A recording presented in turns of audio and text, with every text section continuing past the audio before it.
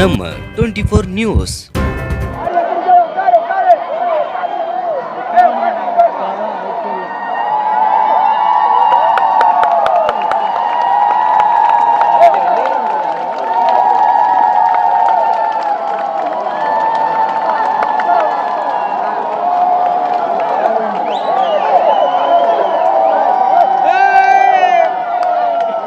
அரினாப்பட்டி உள்ளடக்கிய பகுதிகளை பென்ஷன் திட்டத்தை முழுமையாக ரத்து செய்வதற்கு தமிழ்நாடு சட்டமன்ற பேரவை தீர்மானம் நிறைவேற்றி இத்திட்டத்தினை முழுமையாக ரத்து செய்த தமிழ்நாடு முதலமைச்சர் அவர்களுக்கு அரினாப்பட்டி கிராம பொதுமக்கள் சார்பாக மனமார்ந்த நன்றியினை தெரிவித்துக் கொள்கிறோம்.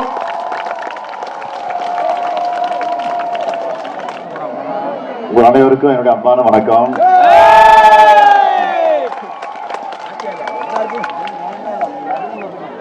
நான் திடீர்னு இங்க வந்ததுக்கு காரணம் உங்களுக்கு எல்லாம் தெரியும்ல. நேற்றைக்கு நம்முடைய மாண்புமிகு அமைச்சர் மூர்த்தி அவர்கள் தலைமையில் இந்த அரிட்டாப்பட்டி பகுதியை சுற்றி இருக்கக்கூடிய மக்கள் ஒரு கொந்தளிப்பான நிலையில் இருந்த நேரத்தில் அந்த பகுதியில் இருக்கக்கூடிய பெரியவர்கள் எல்லாம் ஒன்று சேர்ந்து நேற்றைக்கு வந்து எனக்கு கோட்டையில் பார்த்தாங்க. பார்த்த நேரத்தில் இந்த டங்ஸ்டன் கனிம வளம் அது முழுமையாக ரத்து செய்யப்பட்டிருக்குன்னு ஒன்றிய அரசால் அறிவிக்கப்பட்டிருக்கு. ஒன்றிய அரசால் அறிவிக்கப்பட்டதற்கு எப்படிப்பட்ட அழுத்தத்தை இந்த வட்டாரத்தில் இருக்கக்கூடிய மக்கள் தந்தாங்க என்பதெல்லாம் நல்லா தெரியும். அதை உணர்ந்து உங்களால் உருவாக்கப்பட்ட திராவிட மாடல் ஆட்சி, அதாவது உங்களுடைய நம்பிக்கை பெற்றிருக்கக்கூடிய உங்களில் ஒருவனாக இருக்கக்கூடிய இந்த முத்துவேல் கருணாநிதி ஸ்டாலினுடைய ஆட்சியில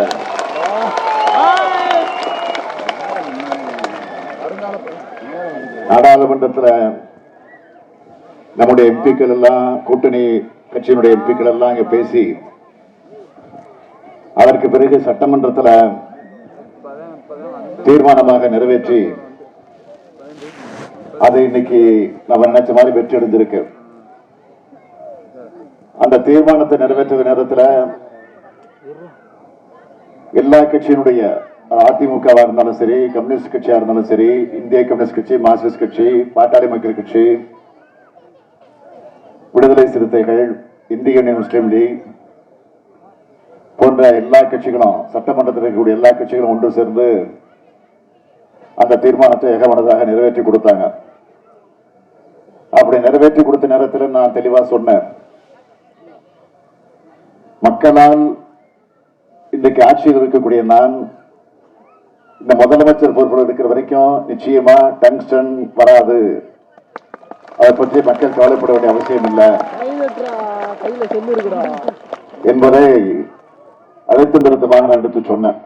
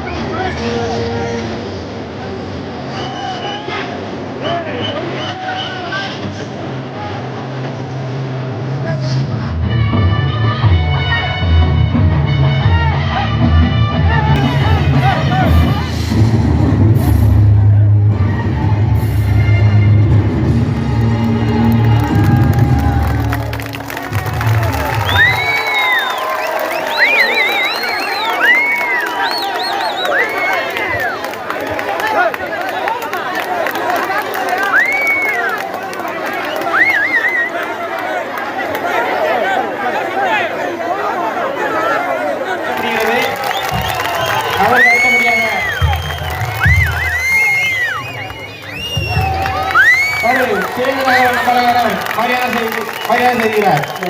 எங்கள் ஊர் மக்கள் முன்பாக மாநில தலைவர் திரு அண்ணாமலை அண்ணன் அவர்களை உரையாற்ற வரும்படி கேட்டுக்கொள்கிறோம். மிகுந்த கரகோஷத்தோடு அண்ணாமலை அவர்களை வரவேற்கிறோம்.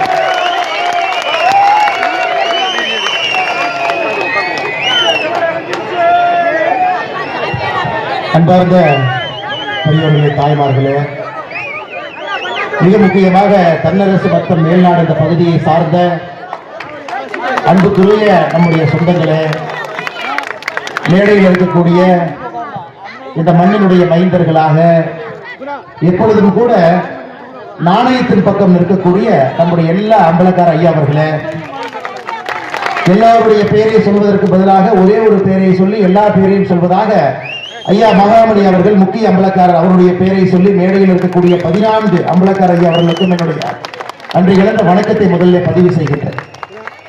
அதே போல எல்லா சமுதாய தலைவர்கள், இந்த பகுதியினுடைய எல்லா பொதுமக்கள் மனசு விட்டு பேசணும்னு நினைக்கிறேங்கம்மா. ஏன்னா கிராமத்துல மனசு விட்டு பேசணும். அரசியல்வாதியை போல எல்லா விஷயத்தையும் கூட அப்படி இப்படி பேச நேரா பேசிடலாங்கம்மா, சுத்தி உழைச்சு பேசாம. இன்னைக்கு நம்முடைய மத்திய அரசு சார்பாக பாரத பிரதமர் நரேந்திர மோடி ஐயாவிற்கு பதிலாக, ஐயா இன்னைக்கு நரேந்திர மோடி ஐயாவே கூட்டிட்டு வரணும் எங்களுக்கு ஆசை. நரேந்திர மோடி ஐயாவின் சார்பாக சுரங்கத்துறை அமைச்சர், கனிமவளத்துறையினுடைய அமைச்சராக இருக்கக்கூடிய அருமையரன் கிஷன் ரெட்டி அவர்கள் இங்க வந்திருக்கிறார். எனக்கு தெரியுங்க ஐயா, இந்த மேடையில் அரசியல் பேசக்கூடாது. போன முறை நான் வந்த பொழுது கூட வெள்ளிமலை தாண்டி சுவாமி திருக்கோவில் முன்பு நின்று அரசியல் பேசுவீங்க. மாநில அரசு மத்திய அரசு என்று பேசுவேன் நான். இன்னைக்கு ஒரே விஷயத்தை மட்டும் இங்க இருக்கக்கூடிய மண்ணின் மைந்தர்கள், சொந்தக்காரர்கள் உணர்ந்து கொள்ள வேண்டும். ஏன்னா ஸ்டாலின் ஐயா வந்தாங்க, சில விஷயங்கள் பேசினாங்க. ஆனால் ஸ்டாலின் ஐயாவுக்கு இந்த மேடையில் இருந்து நான் பதில் பேசாமல் சென்று விட்டால் நான் வகிக்கக்கூடிய பொறுப்புக்கு தவறு செய்கின்றேன் என்கின்றார். ஐயா சட்டசபையில தீர்மானம் போட்டனால, சட்டசபையிலே தீர்மானம் போட்டதால் இந்த திட்டம் ரத்து செய்யப்படவில்லை என்பது ஒருவருக்கும் தெரியும். வார வாரம் சட்டசபையிலே தீர்மானம் போடுவது மட்டும்தான் உங்க வேலை. உங்களுக்காக, இங்க இருக்கக்கூடிய மண்ணின் மைந்தர்களுக்காக, உங்களுடைய குரலுக்காக, உங்களுடைய அழுகைக்காக, உங்களுடைய பேச்சுக்காக மோடி ஐயா உங்களோடு இருந்து ரத்து பண்ணியிருக்கிறார். வேற யாருக்காக இல்லைங்க. மாநில அரசு மிரட்டிடுச்சு. மாநில அரசனுடைய மிரட்டலுக்கெல்லாம் மோடி அவர்கள் எப்பொழுதும் பயந்தது கிடையாது. ஆட்சி உட்கார முடியாது.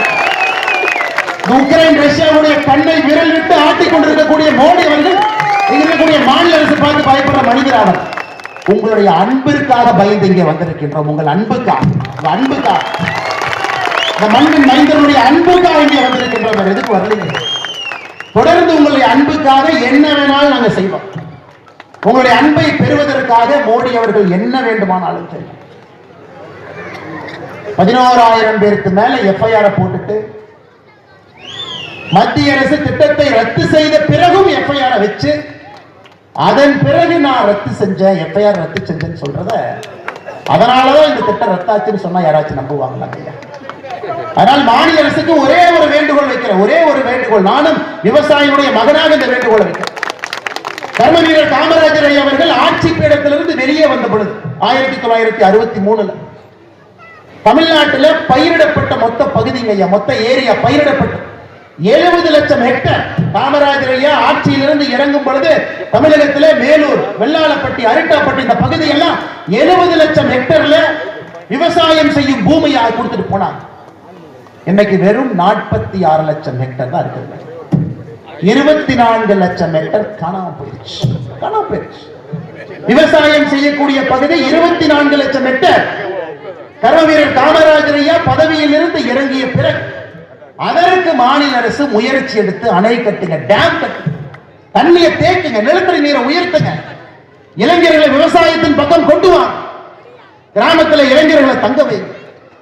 மறுபடியும் எப்படி இந்த மேலூர் பகுதி, இந்த பகுதி வானம் பார்த்து பெரியார் அணையில் இருந்து வரக்கூடிய நீரை பார்த்து ஒரு விவசாய பூமியாக பச்சை பசேல் எப்படி இருந்துச்சோங்க ஐயா, 20 ஆண்டு கழித்தும் அது பச்சை பசேலாக இருக்க வேண்டும் என்பதற்காக இந்த திட்டத்தை மோடியை ரத்து பண்ணியிருக்கிறார். 20 ஆண்டு கழித்தும். ஆனால் மாநில அரசுக்கு நான் வைக்கக்கூடிய கோரிக்கை, இந்த பகுதியை பாதுகாக்கப்பட்ட வேளாண் மண்டலமாக அறிவியுங்கள். பாதுகாக்கப்பட்ட மண்டலமாக அறிவிப்பதற்கான முழு உரிமையும் தகுதியும் மாநில அரசுக்கு மட்டும்தான் இருக்கு. மத்திய அரசு கையில் இல்லை. எங்கள் வேலையை நாங்கள் செய்து காட்டியிருக்கின்றோம். பாதுகாக்கப்பட்ட வேளாண் மண்டலமாக அறிவித்து இந்த பகுதி எப்பொழுதும் பச்சை பசேல் என்று எப்பொழுதும் இருக்கணும். உங்களை தாண்டி இன்னும் 10, 15, 20 தலைமுறை விவசாயத்தை சார்ந்த குடும்பங்கள் இங்கே வாழ வேண்டும் என்றால் அதற்கு முயற்சி எடுக்கும். அதான் மாநில அரசுக்கு நான் வைக்கக்கூடிய ஒரே ஒரு கோரிக்கை. இது போன்ற அண்மை செய்திகளை உடனுக்குடன் தெரிந்து கொள்ள நம்ம 24 நியூஸ் சேனலை சப்ஸ்கிரைப் பண்ணி பாருங்க.